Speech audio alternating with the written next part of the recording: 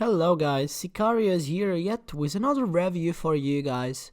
Today we are going to look at Immortal Unchained, something that was called Dark Souls with the guns in the community. So please don't forget to comment, like video or dislike if you don't like it.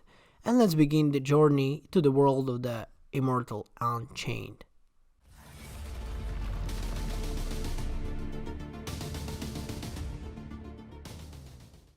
It's amazing that Dark Souls with the Guns had to wait for so long. Many followers and the clones of the hardcore series from the software blindly took the combat system, in which the hero exhales out the 3 swings and 1 roll, but didn't really think how the creation of Hideki Miyazaki caught the players around the world. Toadman Interactive, to their credit, tried to understand the magic of the Souls, but somehow didn't think that the mass any good game. In the far distant future, the primitive race seized power in 9 known worlds. They ruled out with an iron hand, didn't disdain salvary, but they lifted mankind to unperceptible heights. The Golden Age came. Also, the history teaches that no empire clan can last forever. Thus the Prime fell under the onslaught of mysterious darkness, which gave the birth to airy monsters. Now, to prevent the extinction of the all that exist, can only the anciently immortal warriors, walled in the tombs.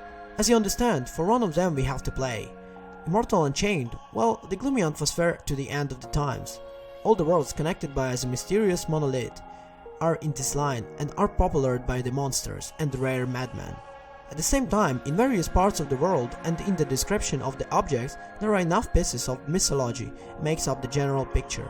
Immortal Unchained draws the really interesting, fantastic, encouraging, but it can be presented to the players. The first impression is extremely important to the point of any game, and here everything is bad.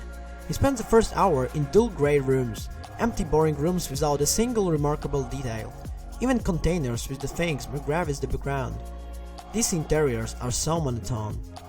We'll get in the monolith and go on to the epic journey through the paradise of the 9 worlds. We'll turn around, yes? No.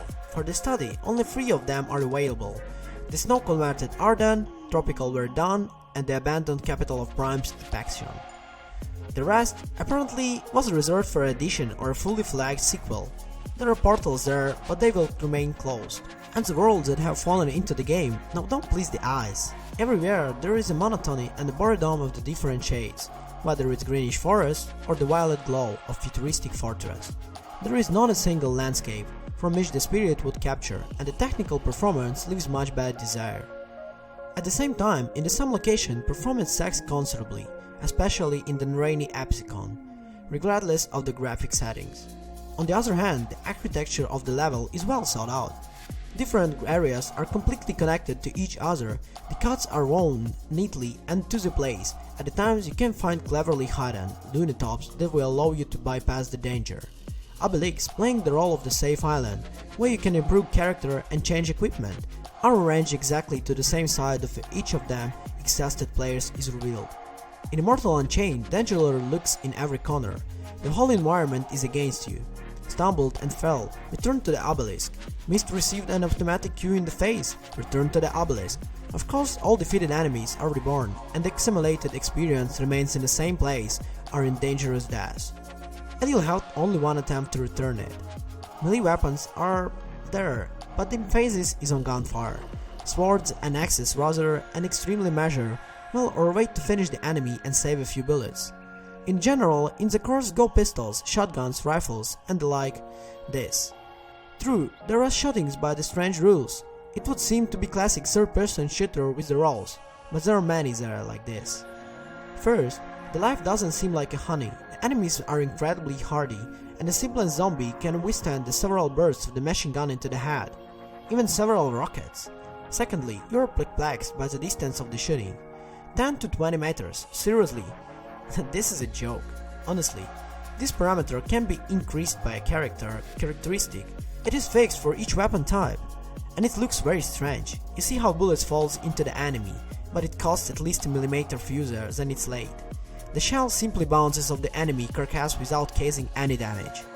One of the interesting features in the game is the critical damage spots, but it isn't that good as you think. Each opponent has a weak point, hidden which causes the critical damage. And what would you think? Absolutely right, it is located on the back. But there is such a potential for finding weakness in the new opponents. and if you grab the enemy inside and go behind your back, the hero will always shoot at it. How well the system from the last Grand After Rooms would fit in here. When by default the character shoots at the enemy body with a slightly devastation of the stick, it is possible to aim accurately at the limbs. Finally, in the balance, there is obvious Q shotguns and sniper rifles. When it becomes possible to carry two main weapons at once, the character turns around in a real killing machine. Of course, the hero dies still, very quickly from the one side, but machine guns and submachine guns lose override to above the pair. The combat system of Dark Souls is good because it doesn't have one winning single tactic. In Immortal Unchained, the same obvious option is always before your eyes.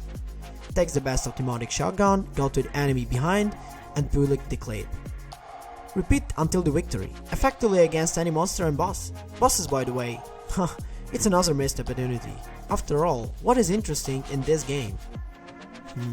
We are not quite sure yet.